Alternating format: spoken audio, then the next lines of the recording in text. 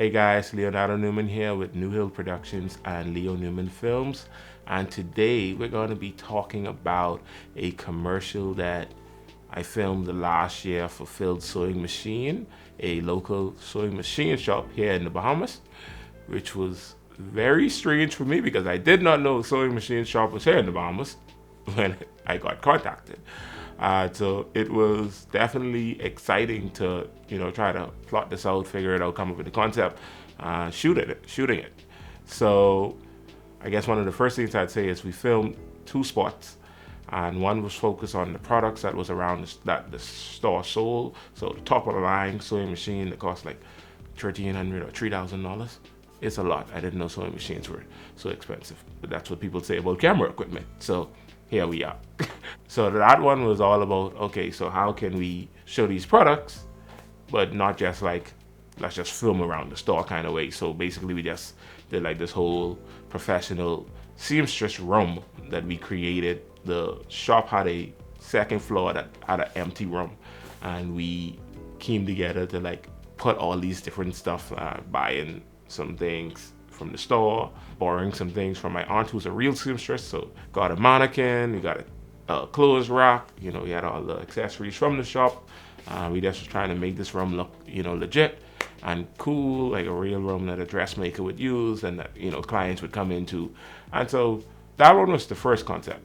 But we won't be talking about that one today. We're going to be talking about the second commercial, which was all about the hobbyist / the person aspiring to be a seamstress, a dressmaker, or a tailor. That one's really exciting because we used the same room, but this time we had to turn the room into what looked like a room for a beginner. So they don't have a professional table. They don't have the top of the line Janome sewing machine. They have, the starter level Janome sewing machine. It was just all about, okay, how can we basically make the same location, two rooms, shoot it all in one day. We had one location move because we had to film a quick shot at a fabric store. So what was cool was the talent that we used for the ad. Her name is Tammy Butler, and she literally made all the dresses. Well, the dress that we saw in the commercial, she had actually made that already. It was good to have someone who was familiar and knows how to work a sewing machine so that things could look proper, because I don't know how to work a sewing machine. And I did have my aunt there on set actually, who was, because in the first commercial we had someone who did not know anything about a sewing machine, so she was there giving guidance. So she was our seamstress expert. I wonder what's the actual set term for that. Anyway, so let's watch the commercial, and then I'll just break down a few of the shots. Let's go. Inspiration can strike at any moment. The thrilling pursuit of turning a dream into a reality. Phil's Sewing Machine is hair for the makers. From the hobbyist to the seasoned entrepreneur, we offer all the tools you need to make something spectacular, like only you can. Call or visit Phil's today. All right, and that is the end of the video. Just go through a few of the shots. So when we came up with the concept, I envisioned like this wall full of like just designs of, that someone was working on. We ended up getting a lot of these designs. Some I printed and some we got from our talent who had, a lot from her own previous designs and sketches. And then we just had to fill up this wall with a bunch of tacks until we continue on.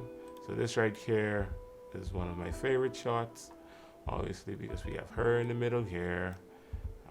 Camera obviously is shooting into the light, so from the shadow into the light. And we didn't really even light this scene like that. So like this flare right here is actually not even real.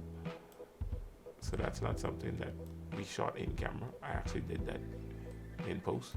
Obviously we did have light coming through those windows. Beautiful light coming from there. We got a pretty good time of day when we were filming this, because this one was maybe around 4 p.m. The sun was in a really good place to, shine through that window, and we have our share, so that softens it. So yeah, we just end up with a really nice, feel going on in the room here. I know that we had a big old muslin over here in the corner. Probably a Godox 150 camera here. And here, same thing, it's just a close-up.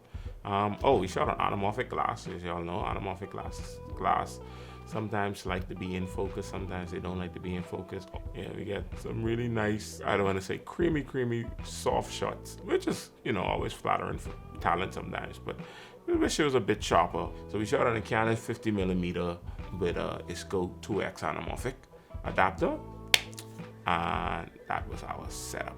This shot actually, I'm pretty sure it's not anamorphic. This is anamorphic. This shot is not anamorphic. I know this because on the super wide shots, because I couldn't get wide enough with the anamorphic setup, so I was using a 16-35 for this shot. And so, yeah. So it's not that I'm against filming inside stores. I just like the idea of not just showing products hanging on a shelf, but how will the customer use this product? Because I think people relate better to that than just saying, hey, this shop has everything. It's like, let's come together, decide what do you want to sell, and now let's show how people can use that. Then we see Phil right here. One thing I forgot, well, this was still like really in the height of COVID. So we were like, mask on. I wish I had went mask off because things are, a little bit more back to normal. Right here, we can see our little distortion. So you know that this shot was anamorphic. And this shot was just at a fabric store in Mama's Home Fabrics, Michael Road. In terms of lighting, I know that there was a big old light in the back there, in the back of her. Again, we got our camera looking into the light because, camera looking into the light is always good. I think that there's another light here just to give her, for a key to hit her right there. So all of this is just like, nice foreground. Don't want it to be too bright. We're darkening her. And yeah. Oh, so I had just gotten my dolly. So yeah, suffice it to say, I use that for every shot. A shot can look good as a still frame, but it's like, does it look good in motion? Because this is a moving picture, it's not just a still shot, right? What makes a good ad is not just one shot, because this shot looks really nice, but if everything else looks like crap, it's not going to be a good ad. If all the shots tell a story, I think that matters a lot more. The DP for Mindhunter said something similar.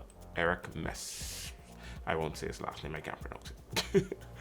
But he said the way that we approach the series wasn't about, well, how we can make everything look so dope. It's like, well, how can we convey a story through a series of images? Because it's like not just a one shot that's going to blow you away, but when you watch it all together, it's like, oh, this is dope. This is just a nice sliding dolly track. So we have our tracks around there on that 16-35 again. Same lighting setup from the floor. The only difference is camera lower.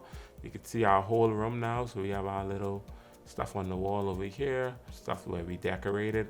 So this room was just a blank canvas. So we bought this mirror, had to get all this stuff.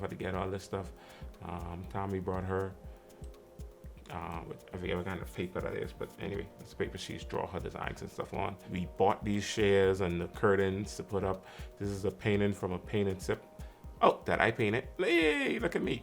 I'm actually pretty confident that this painting is yellow. I think I turned it that color in post because I was bored.